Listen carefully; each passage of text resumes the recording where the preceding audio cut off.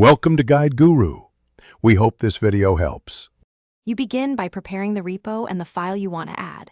Clone the repository now so you have a local copy. This ensures you work on the correct branch. Make sure your file has the right name and extension because Git tracks file names precisely. Once cloned, change into the repo folder and verify Git status shows a clean working tree. This initial step prevents conflicts and lets you add only the intended content, so start here, not with random edits. Now you stage, commit, and push. This is the core process.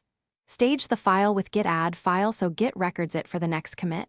In a GUI, select and stage the item. Then commit with a clear message describing why the file is added. This helps teammates and future you. Once committed locally, push to the remote branch with git push origin the branch name so GitHub receives the changes.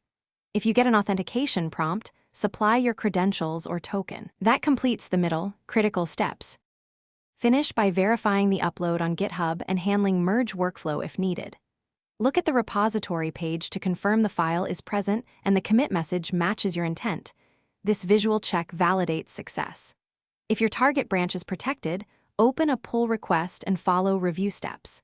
If something fails, fetch and pull remote changes, resolve possible conflicts in your editor, then stage, commit, and push again. A single tip: always resolve conflicts locally before pushing. This avoids duplicate commits and broken builds. Thanks for watching. Consider subscribing if we helped you today.